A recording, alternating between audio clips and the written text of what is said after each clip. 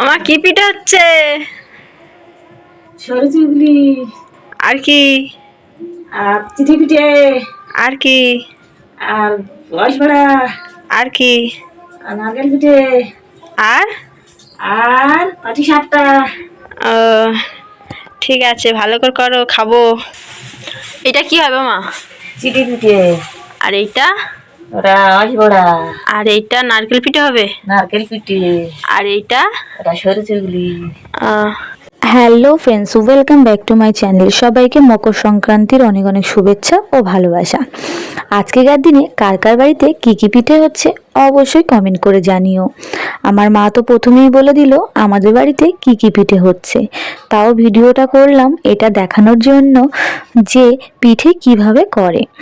তো চলো প্রথমেই আমাদের প্রথম পিঠেটা শুরু করি। প্রথম পিঠের নাম হলো সরু চুগলি। তোমরা কি নাম বলো অবশ্যই কমেন্ট করে জানিও। প্রথমেই আমার মা কড়া বসিয়ে নিল, কড়াটাকে গরম করে একটু তেল দিয়ে দিল, দেওয়ার পরে চালের গোলাটা দিয়ে দিল। চালের গোলাটা একটু গরম হয়ে গেলে এক পিঠ চারটে ভাঁজ করে নিয়ে তুলে নিল। এটা কিন্তু রস দিয়ে খেতে খুবই ভালো লাগে আমার। তো 2 নম্বর পিঠে হলো খোলা পিঠে। এটাকেও তোমরা কি নাম বলো অবশ্যই কমেন্ট করে জানিও। আমাদের পৌষ সংক্রান্তিতে বলে এটা উঠোনে দিতে হয়, রাস্তায় দিতে হয়, কারণ নাকি কুকুর বিড়ালদের দিতে হয়, ওই জন্য। এই নিয়মটা কার কার আছে অবশ্যই কমেন্ট করে জানিয়ে দিও। আমাদের 3 নম্বর পিঠে হলো পাটি সাপটা। তো তোমরা এই পিঠেটাকে কি কি নাম বলো অবশ্যই কমেন্ট করে জানিও। তো প্রথমেই কড়াটা তাওয়ায় বসিয়ে নিল, গরম করে নিল, তারপর তেল দিয়ে দিল। তেল দেওয়ার পরে তারপরে আমাদের গোলাটা দিয়ে দিল। গোলা দেওয়ার পরে তাতে নারকেলের ছাই দিয়ে দিল।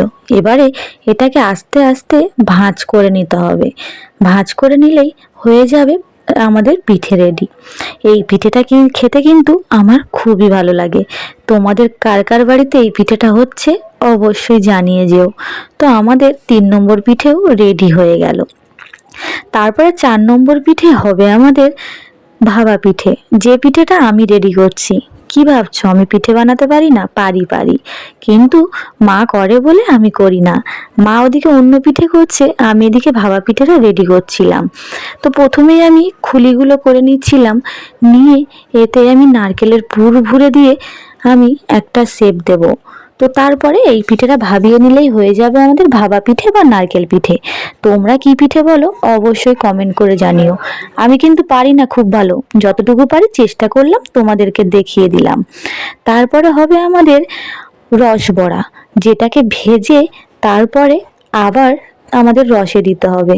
ওটাও কিন্তু খেতে আমার বেশ ভালো লাগে। এটা ভেজে নিয়ে রসে দিয়ে দিতে হবে, দিলেই না আমাদের রেডি হয়ে যাবে রসবড়া। তোমাদের কার কার বাড়িতে কি কি পিঠে হচ্ছে অবশ্যই জানিও। আমাদের বাড়িতে সবাই চলে এসো পিঠে খেতে। ওকে, বাই, রাখছি।